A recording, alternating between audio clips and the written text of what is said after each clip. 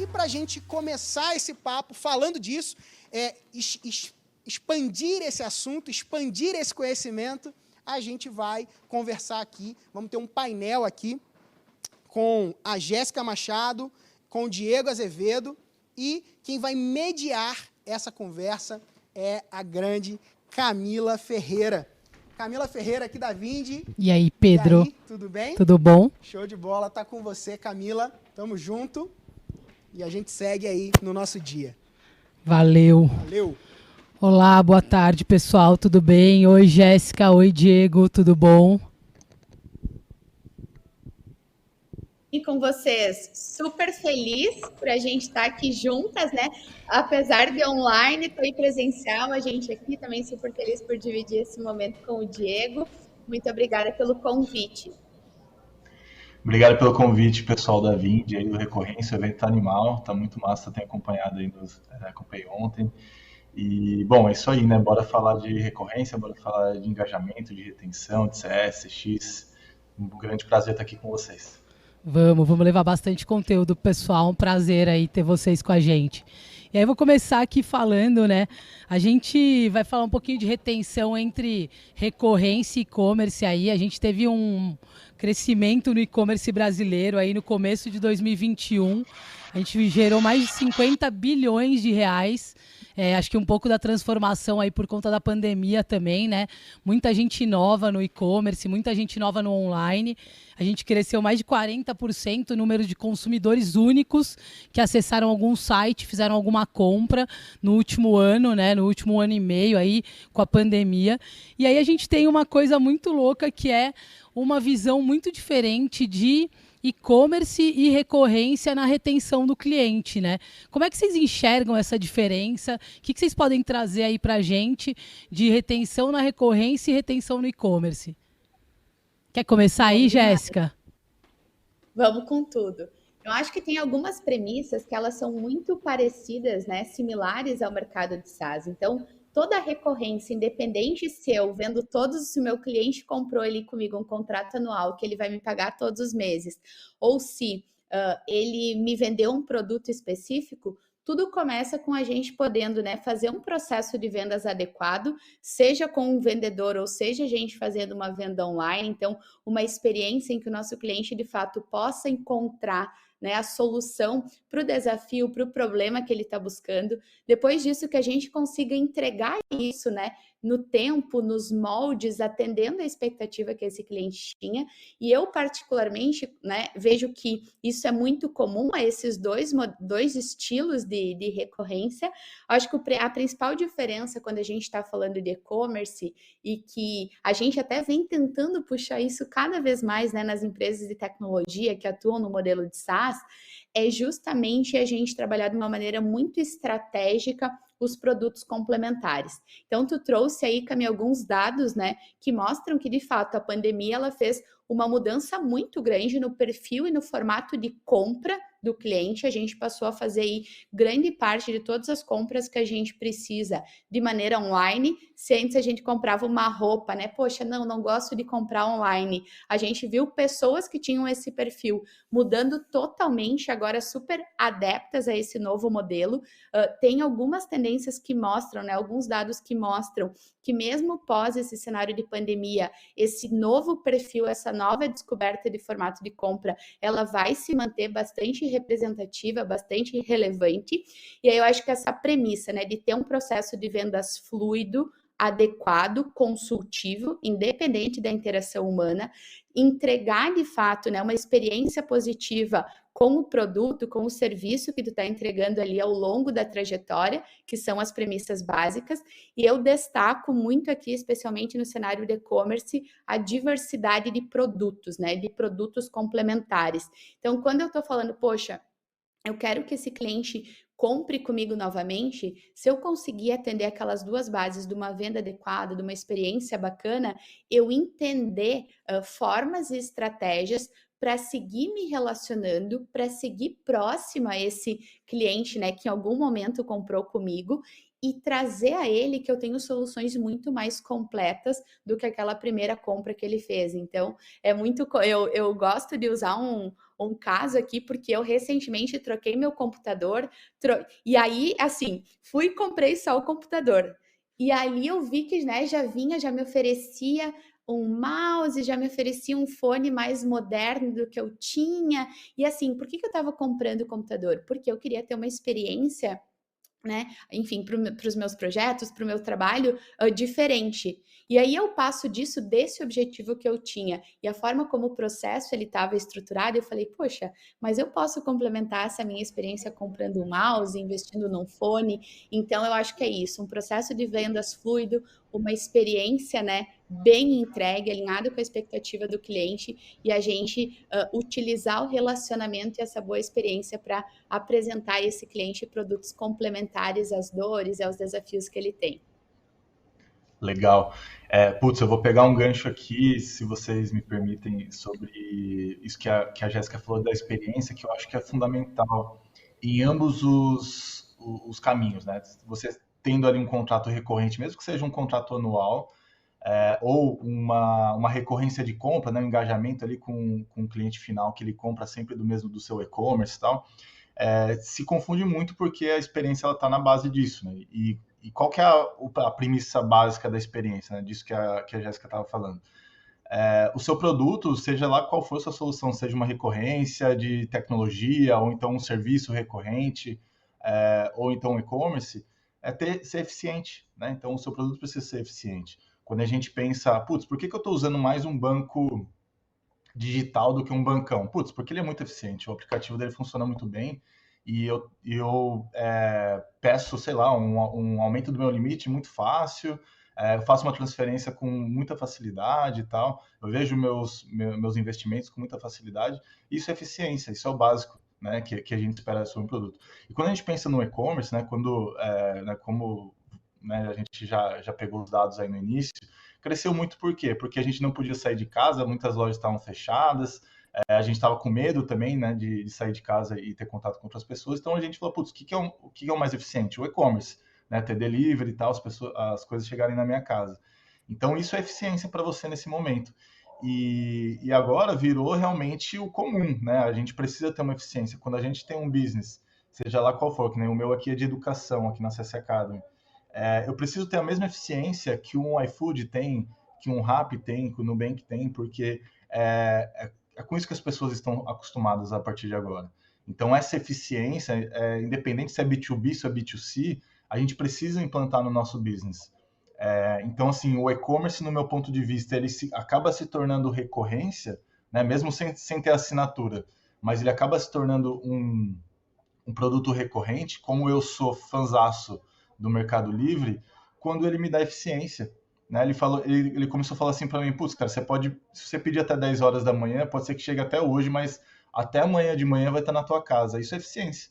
Né? Então, eu acho que mais do que a gente pensar em experiência como algo absurdo, de tipo, putz, a gente precisa mandar algum brinde ou algum, a gente chama de wow effect, né, pro nosso usuário pensando em brinde, né, em coisas a mais. Não, cara, eu acho que esse wow effect está muito mais na eficiência do que você está se propondo a entregar para o mercado. Né? Então, é o que esses grandes e-commerce, né, como Amazon e Mercado Livre estão fazendo hoje, né? Entregando uma eficiência muito grande naquilo que eles se propõem a fazer.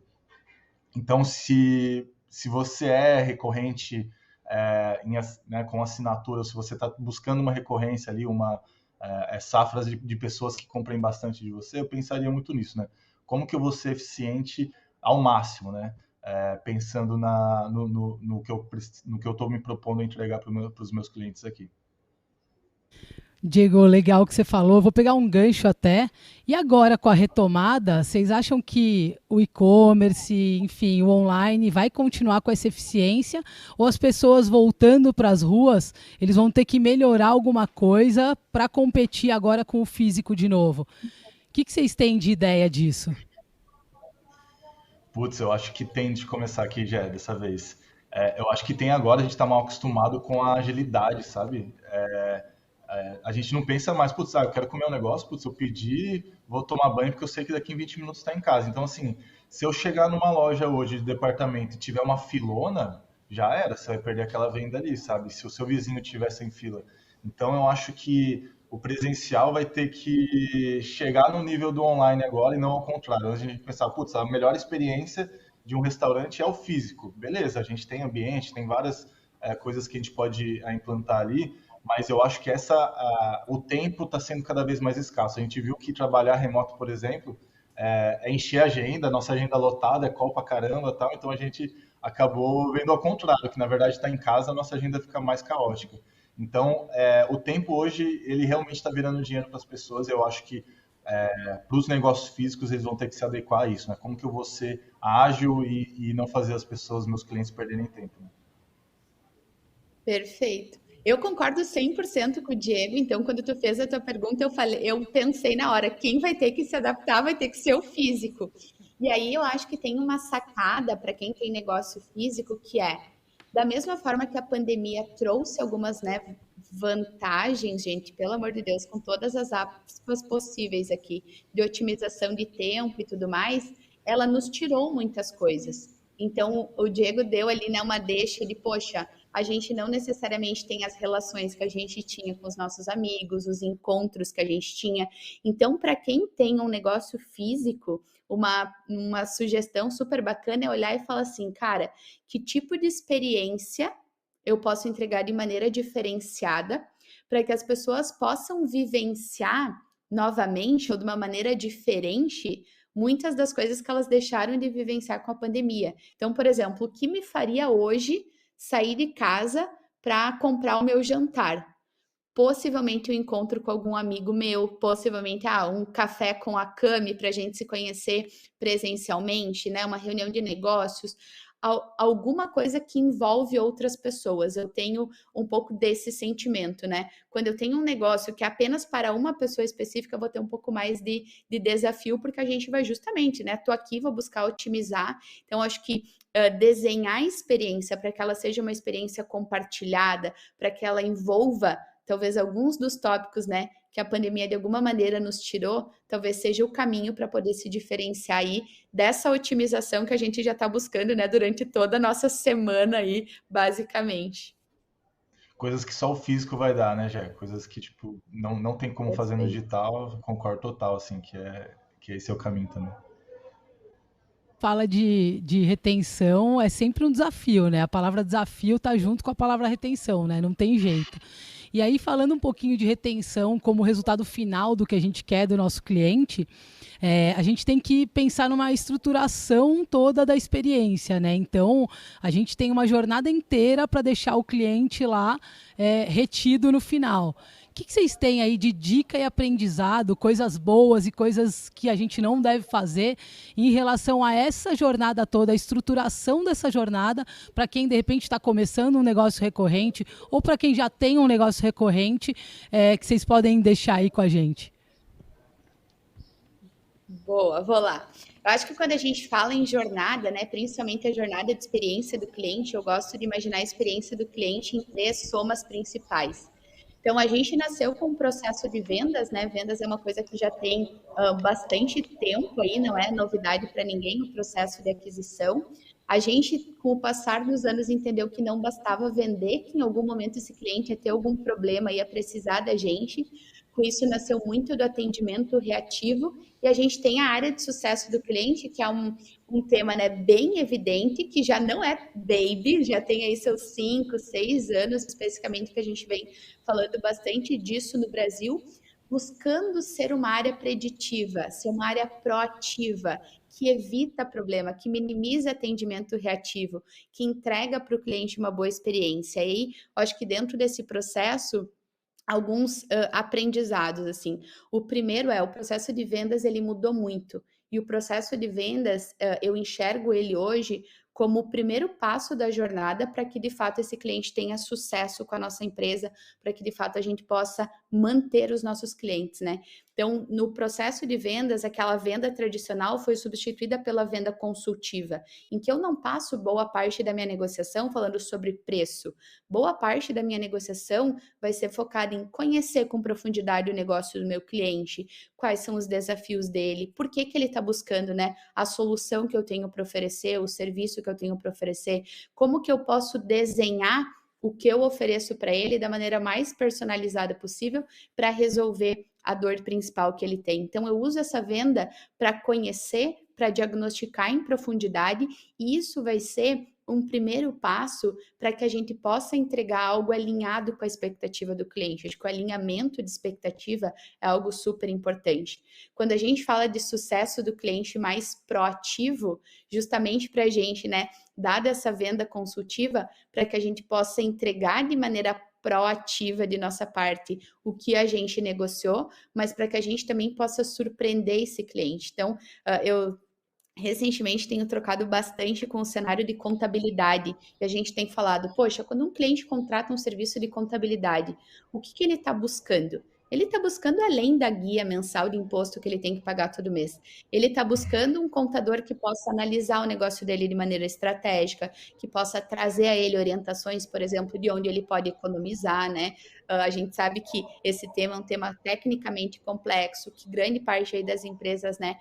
Todo mundo sofre, o imposto é realmente alto. Então, eu tenho uma área de sucesso do cliente que vai, além de tomar as ações de forma preditiva para entregar aquilo que a gente desenhou, né, como expectativa do cliente, vai buscar sempre estar otimizando e trazendo novos marcos de resultado. E automaticamente, por tabela com isso, dentro dessa jornada, a gente reduz aquela necessidade do cliente de, né, ter possíveis problemas e ter que levantar a mão para pedir ajuda para a gente. Invariavelmente isso vai acontecer, e aí a gente tem, né, um papel, acho que nesse cenário agora que a gente está, de trabalhar com uma boa variedade de canais para atender esse cliente, buscar atender cada vez mais de maneira rápida, de maneira assertiva, né, resolver o problema com a menor quantidade de interações possíveis, mas se a gente tem uma venda alinhada, tem uma expectativa clara e consegue, né, via sucesso do cliente, entregar essa expectativa, manter esse relacionamento próximo, para ir sempre otimizando, entendendo as novas expectativas desse cliente, orientando esse cliente, a ideia é que cada vez menos ele precise da gente e quando ele precisar de forma reativa, a gente vai buscar surpreender também. É um pouquinho do que a gente tem como premissa também aqui na GUP e como a gente tem olhado, né? A gente sabe que a recorrência do nosso cliente começa no momento da venda, mas ela acontece de ponta a ponta, né? Da venda a um atendimento reativo, a uma interação que alguém aqui do nosso time de sucesso do cliente tem com esse garantir o engajamento e a satisfação dele. E é assim que a gente tem ido. Acho que o cenário de pandemia também foi um cenário bem caótico, né, para os negócios, para alguns dos negócios de SaaS. A gente aqui na GUP teve alguns planos e a gente entende que, poxa, essa venda alinhada e esse acompanhamento próximo fizeram total diferença aí para a gente poder manter os clientes engajados e aqui conosco. Boa, putz, essa última palavra é a minha preferida, que é engajamento, né? Eu costumo falar aqui que o engajamento engole a retenção no café da manhã, né? Porque se a gente tem engajamento dos nossos clientes, a gente não precisa se preocupar com retenção. Eu sei que isso é utopia, né? Que todo mundo precisa falar de retenção, eu acho que é um papo que sempre está na mesa, mas eu acho que o objetivo principal, principalmente de áreas de Customer Success, é buscar esse engajamento do cliente. Então, quando eu falei ali, putz, eu gosto muito do Mercado Livre, às vezes eu nem preciso comprar nada e tô ali, putz, deixa eu ver aqui no Mercado Livre, os caras mandam ali alguma campanha para mim. Então, o que a gente fala sempre aqui nas nossas turmas na CS Academy é, putz, o papel do CSM é buscar engajamento. Então, como você faz o seu cliente engajar bastante ali, né, com força mesmo, desde o primeiro momento da jornada do cliente. E aí, quando a Jéssica falou ali de vendas, eu acho que é essencial, né? Quando o vendedor está alinhado com o propósito da companhia em trazer esse engajamento desde o início, ele vai aprofundar realmente ali no negócio do cliente para entregar um cliente super alinhado com essa conexão do objetivo dele e mais o produto. Porque o produto ele é o meio para chegar até os objetivos finais dele. Então, como que a gente, como operação de CS ou de CX, faz o cliente realmente engajar bastante desde no início ali, que eu acho que o início é meio que o vale da morte, assim, ou o cliente engaja no início, ali nos primeiros 3 meses, ou o churn vai vir ali até o 6º mês, assim, e o churn brasileiro do 3º ao 6º mês, ele é muito grande. A gente perde cerca de 20% dos clientes que entram ali em determinado mês até o 6º mês. Então, assim, é um problema muito forte realmente nos primeiros meses, né, que acontece ali, porque o cliente às vezes ele não se familiariza com a plataforma, com a solução, ou então não é aquilo que ele imaginava, aquele produto, né, que a venda foi feita desalinhada. Então tem vários pontos que acontecem nesse início que a gente, muitas vezes, se o cliente entra torto, ainda dá para dar uma engajada nele, mas que de fato é onde está o grande problema das empresas de recorrência hoje nas operações brasileiras. Então, se eu tiver uma dica assim para entregar para quem ainda não tem operação de CS, para quem ainda não trabalha com Customer Success, faça um onboarding muito bem feito. Assim, falando de jornada, eu acho que essa entrada que a Jéssica falou é essencial, ela precisa ter. Eu acho que não é nenhuma coisa que a gente precisaria, né, ter tanta discussão, porque eu acho que o óbvio é o vendedor trazer clientes alinhados, que tenham ali os objetivos alinhados com a empresa. A gente sabe que não acontece, então acho que isso ainda precisa ser reforçado. Mas ali no onboard a gente precisa fazer um trabalho muito bem feito de aculturamento, né? Então a equipe do cliente que vai mexer com a minha plataforma, então essas pessoas que vão lidar no dia a dia, tudo mais, elas precisam realmente engajar e trazer aquilo como uma cultura do dia a dia. Sabe aquele software que você abre todo dia para fazer o seu trabalho, né? Como a Jéssica falou, um software contábil. Putz, contabilidades não vivem sem um software contábil. Então já você abre o seu navegador, aquele software já abre junto. Então, você tem que tentar fazer com que a sua solução seja isso para o seu cliente, né? Como que eu vou fazer a cultura do meu cliente ser baseada na minha solução? Como que eu vou fazer ela ficar ali nos tops fornecedores, né? Porque em momentos de como aconteceu na pandemia, né? Momentos de crise, eles têm uma lista de fornecedores, o que é essencial, o que não é, o que não foi essencial sai. Né? Então, como que a gente vai transformar a nossa solução numa solução essencial para os nossos clientes? E aí a dica desde o começo da jornada, isso tem que ser muito forte. Porque o cliente que engaja no início, a partir do 6º mês ali, se ele já estiver familiarizado, aprendeu a mexer, já está ali fácil para ele, dificilmente ele vai sair. Então, dá para deixar ele um pouquinho mais livre para trabalhar. Então, trabalhe bastante no início que tenho certeza que vai dar certo. E lembrando que a jornada começa bem antes, né? Não é só ali, né? Começa lá na comunicação com o cliente, começa lá no marketing, depois entra em vendas, enfim, até chegar aí na gente, no CS, em CX e no atendimento, enfim. Então a jornada ela é muito grande, né? E aí eu vou até pegar um gancho da Jé, que ela falou de alinhamento de expectativa. Isso é um negócio muito importante onde a gente está e quando a gente quer reter. Alinhamento de expectativa com o cliente é essencial. E aí, dentro desse alinhamento de expectativa, acho que a gente tem vários marcos de sucesso na jornada, né? E aí eu queria saber um pouquinho de vocês, como que vocês fazem aí na GUP, na CS Academy, como é que são esses marcos, quais são, se vocês puderem contar um pouquinho pra gente. Acho que isso é muito importante na jornada também. Quer começar, Diego, e a gente vai trocando? Vou nessa aqui. Bom, a gente virou recorrente desde junho, né? A gente é bem recente aí na recorrência. E é o que eu sempre pensava antes, né? Putz, agora a gente tem 8, 10 certificados. Aí o que eu pensava, putz, quais são os marcos de um profissional de Customer Success ou de Customer Experience? E aí eu comecei, isso para mim é nos marcos, né? Então, putz, ele é uma pessoa que está fora do mercado, quer entrar no mercado de inovação. Beleza, conseguiu entrar, isso é um marco de sucesso para ele. Putz, daí ele virou um analista e ele tem ali ele precisa fazer com que a carteira dele performance bem. Putz, performou bem, é um marco. Então, eu penso muito mais, né, aqui na CS Academy como o que é sucesso para o meu cliente, que eu acho que esse é o grande segredo da jornada, né? A jornada não é do produto, não é da minha empresa, a jornada é do cliente. Então, você tem que pensar, putz, o que é sucesso para essa pessoa? Né? E pensar muito na pessoa mesmo, no colaborador que está ali do outro lado, usando sua solução para resolver problemas da vida dele. E no nosso caso era isso, né? Como que a gente organiza as nossas formações, as nossas soluções aqui, né? E aí entra coisa B2B também, né? De consultoria, de curso em company, né? Por exemplo, putz, a Camila pode contratar a CS Academy para formar o time dela, porque ela está num step que ela fala, putz, ou eu trago alguém para formar aqui internamente, ou vou ter que contratar alguém para formar o time. Então, assim, são decisões de negócio que ela precisa tomar rapidamente. E a gente pensa muito, putz, na Camila, pô, como que a gente vai ajudar ela se ela está nos contratando? Como que a gente pode ajudar ela como profissional?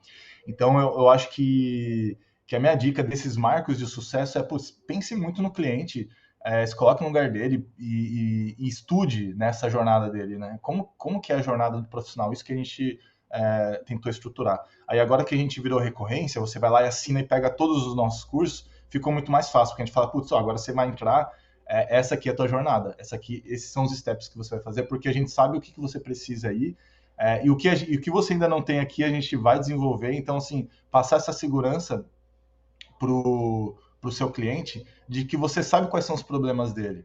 Né? A Jéssica falou ali do contador. Putz, você tem que saber o que o contador passa no dia a dia e o que o cliente do contador passa no dia a dia. Então, ela já sabe que só entregar ali os relatórios do final do mês não basta. Né? Então, por quê? Porque ela estudou a dor do cliente. Né? Então, chegar nessa jornada lá no final e falar assim, putz, não, o empreendedor ele precisa de mais do que isso, ele precisa de um consultor contábil, né? Então, que é outro nível de contabilidade. Então, esse estudo, esse entendimento do cliente, eu acho que é o que vai definir se a sua jornada vai ficar bem desenhadinha e você vai conseguir entender cada milestone ali, né? Cada sucesso que o cliente vai adquirindo. Perfeito. Acho que a minha percepção é muito parecida com a do Diego, e aí, né, tentando trazer também para dividir com vocês um pouquinho aí do bench, né, de GUP. Eu acredito muito que o momento de onboarding é o primeiro momento onde a gente vai entregar, assim, uma grande, né, um grande primeiro valor para o nosso cliente. Então, quando a gente está falando do onboarding, a gente está falando daquele marco de sucesso ali, que vai buscar entregar no tempo mais curto possível, garantir que aquele cliente tenha aquele engajamento que até o Diego mencionou conosco, né, da importância desse engajamento nos primeiros meses ali. E esse engajamento, essa entrega desse primeiro valor, ele geralmente vem casado com, nossa, esse investimento que eu estou fazendo, ele realmente vale bastante a pena.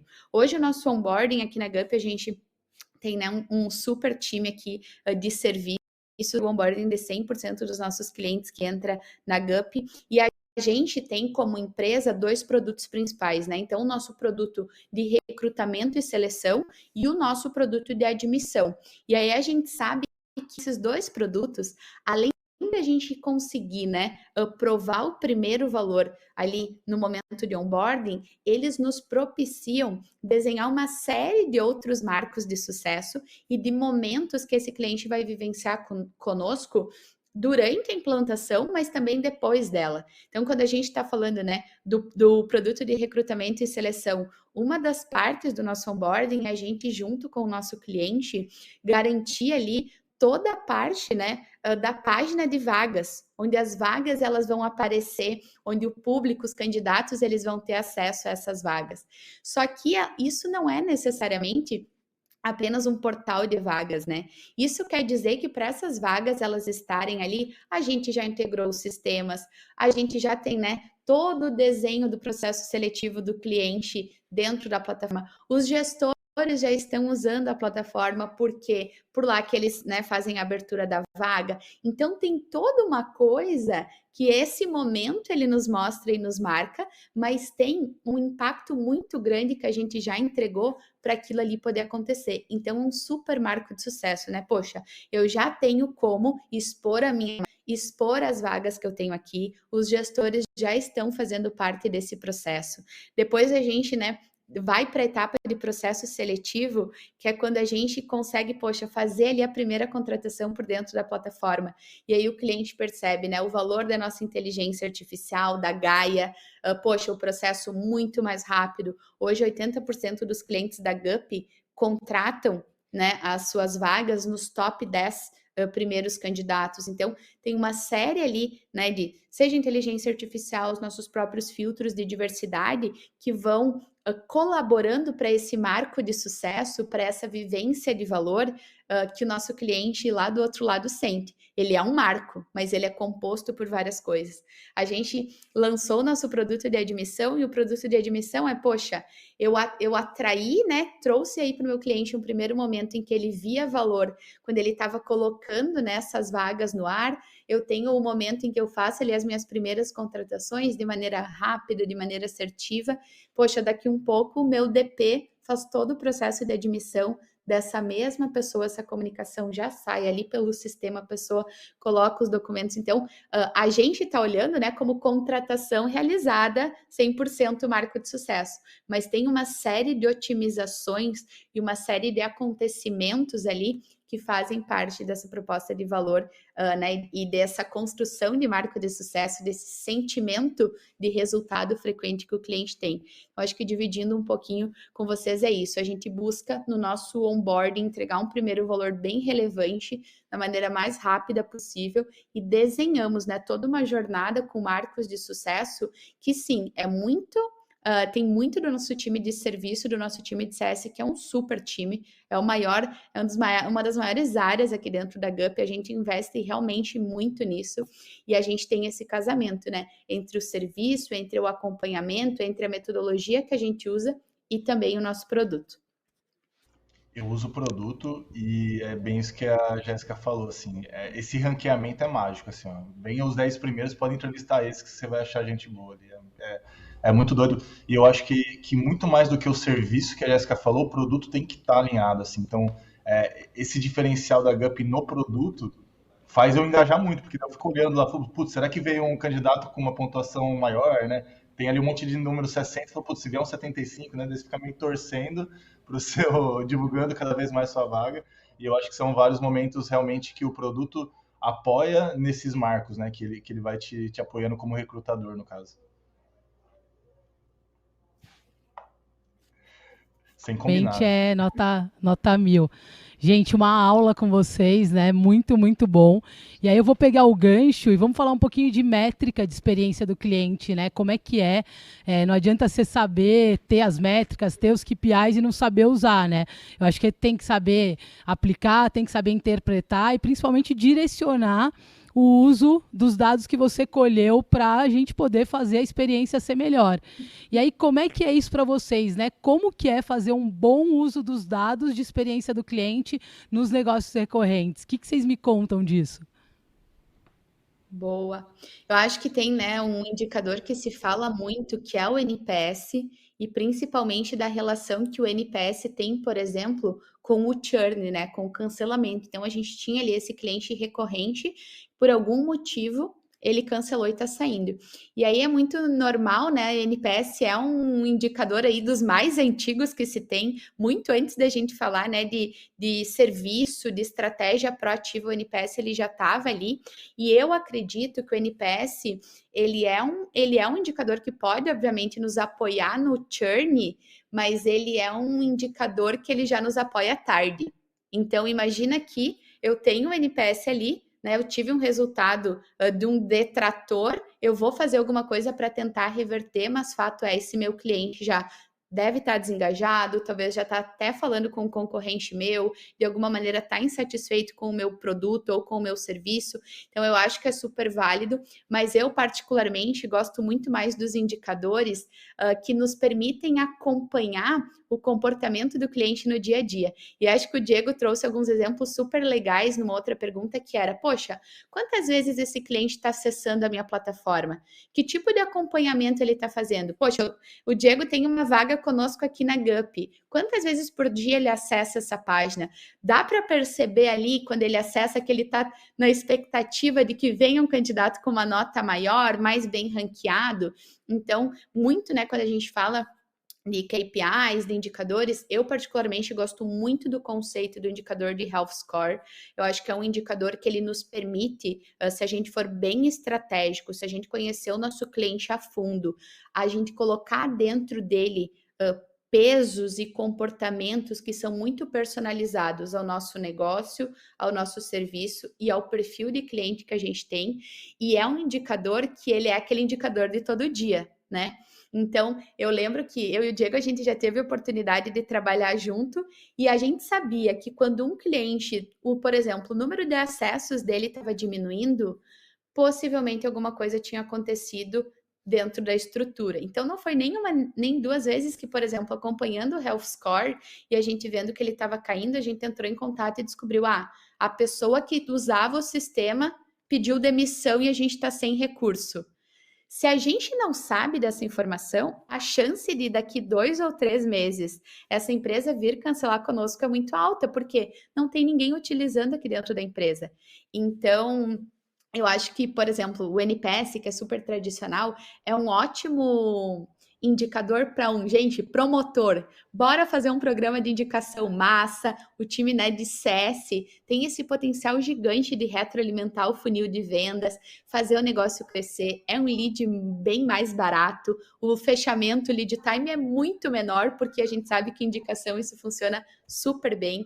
Mas quando eu olho para uma experiência proativa, para uma experiência positiva, especificamente, né, depois do pós-vendas, eu acho que é um pouco tardio. Então, aí o Diego vai trazer com certeza mais coisas, mas eu acredito e gosto bastante do Health Score. Nem tantas coisas não, Jéssica. Eu Antes de acho que a você Ana tá falando. pontuar, só uma coisa. Você teve num Dentro do Ringue aqui, você falou isso pra gente, né? Você participou do podcast, a gente falou sobre NPS e você falou, não adianta fazer avaliação e colocar na gaveta. Completa aí. Exatamente. O cara tá falando que te indicaria, né? Então você tem que falar para ele, pô, então indica aí, irmão, né? Tipo, vamos lá, indica. E o cara que detrator, realmente ele pode ser um detrator e sair falando mal de você, aí, seja numa mesa de bar, num almoço de família, ou numa baita rede social, se ele tiver alguma coisa grande, né? Então, o NPS ele é uma métrica acionável, né? Ele não pode ser algo que esteja numa tela ali, que o CEO tá te cobrando e seja um negócio de luxo.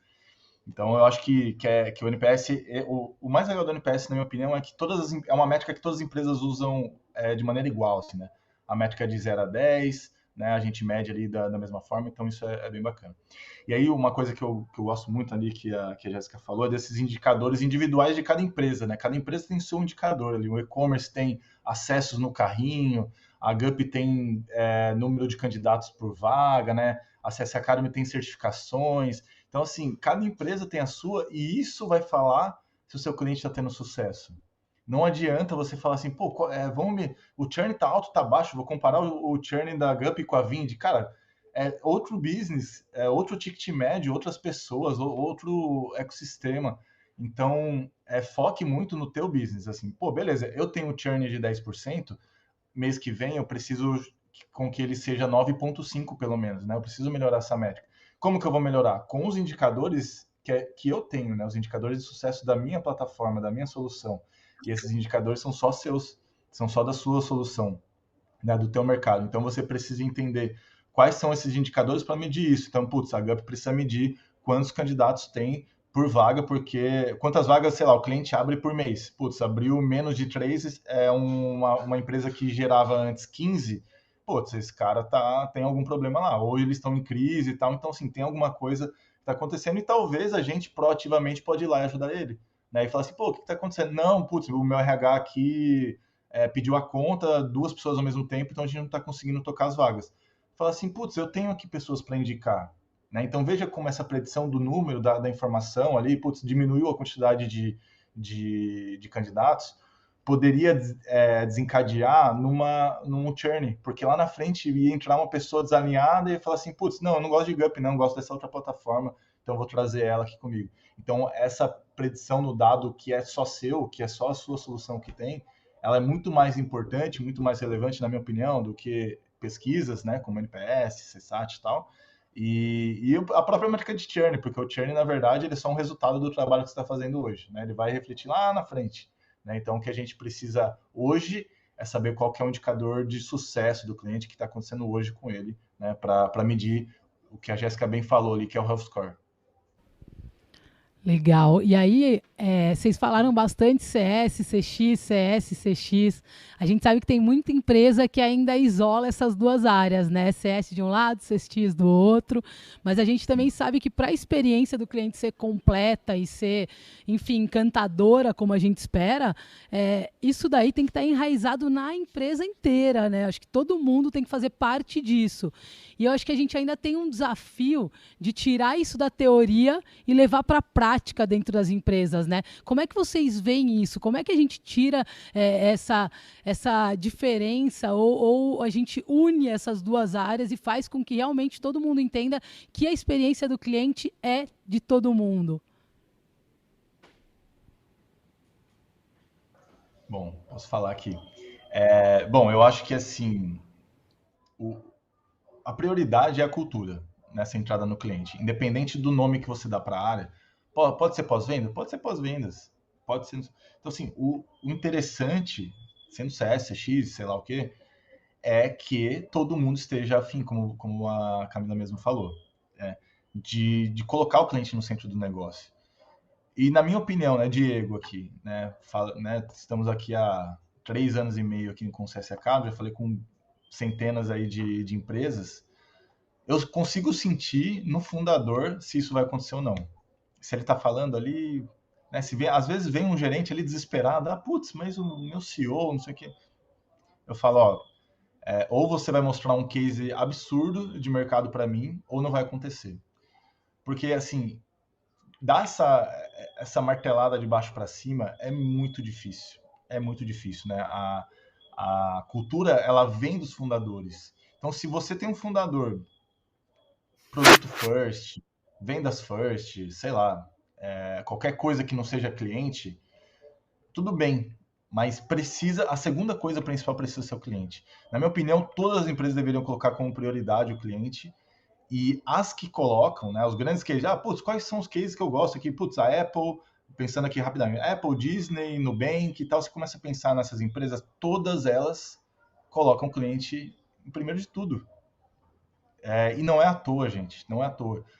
Você priorizar o cliente, priorizar produto olhando para o cliente, financeiro olhando para o cliente, CS olhando para o cliente, vendas olhando para o cliente, só tem coisa boa, assim. Primeiro, o cliente vai ficar mais satisfeito, né? NPS alto, tudo, né? Relacionamento, satisfação vai ficar alto. Eu acho que isso é a primeira consequência.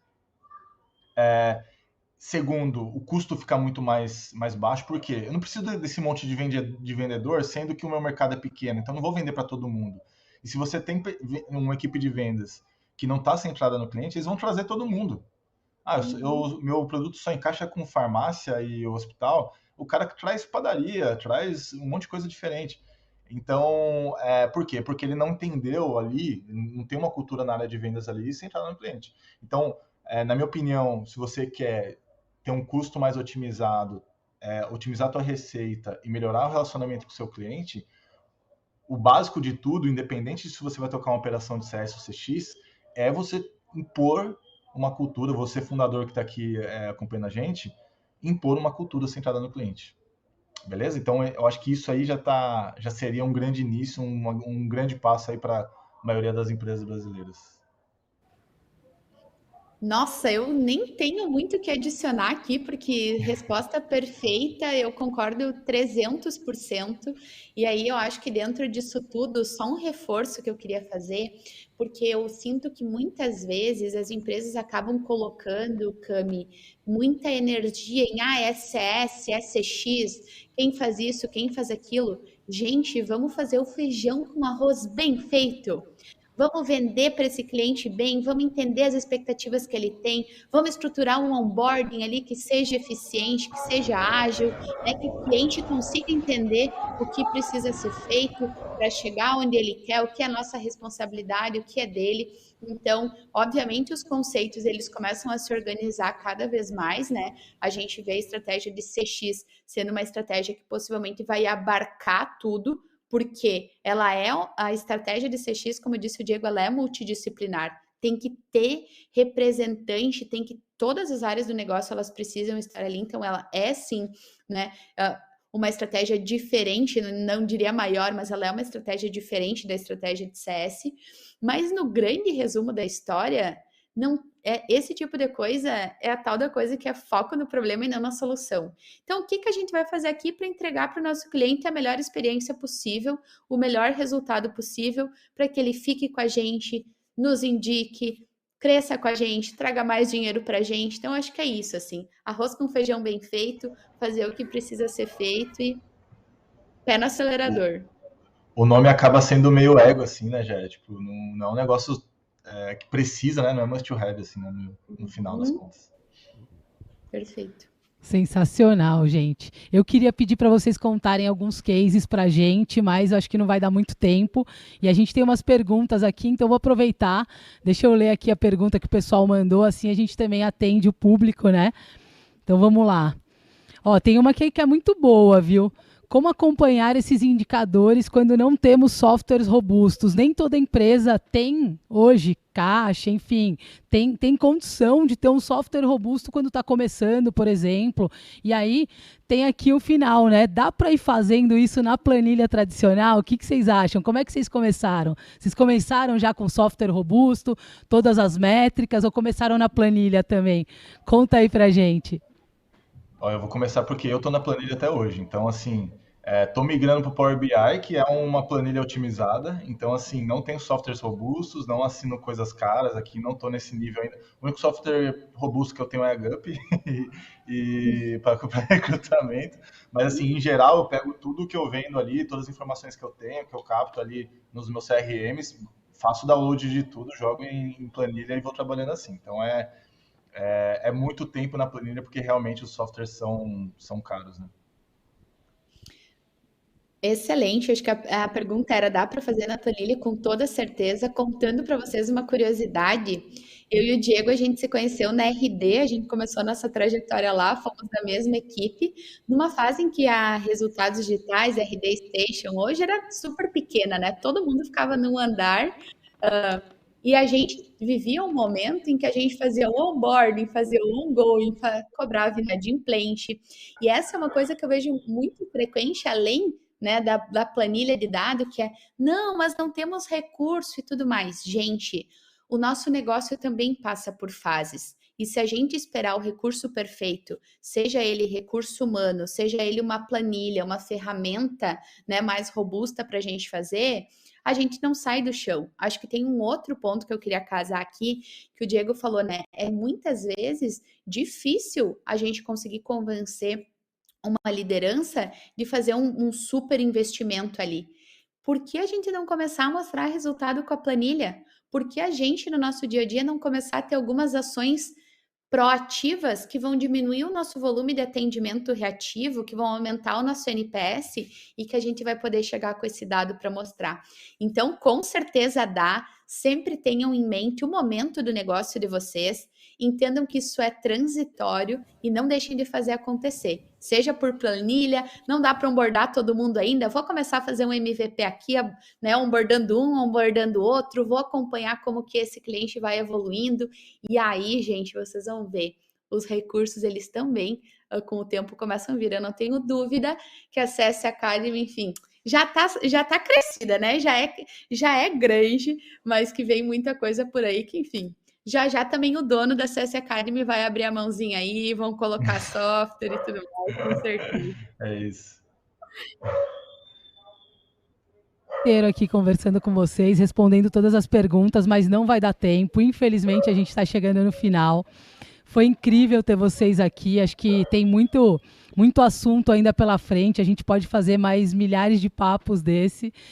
Se vocês quiserem deixar as considerações finais aí, quiserem deixar redes sociais, enfim, fiquem à vontade para dar aí um tchau para a galera, porque realmente o tempo já chegou ao fim. Perfeito. Gente, tanto... Vai, Diego. Não, pode ir. Gente, tanto no meu LinkedIn quanto no meu Instagram, Jéssica Machado Bortolato, tenho dividido muitos conteúdos por lá, principalmente, né, sobre venda, CS, gestão, enfim. Então, fiquem super à vontade, não só para me seguir, mas para também me chamar, no que eu puder apoiar. Vai ser um prazer trocar com todos vocês. Cami, obrigada pela recepção, e Vinde, mais uma vez, obrigada pela parceria de sempre e pelo convite. Boa. Pessoal, Diego Azevedo no LinkedIn, no Instagram, então me sigam lá. Sigam a CS Academy também, né? O csacademy.com.br.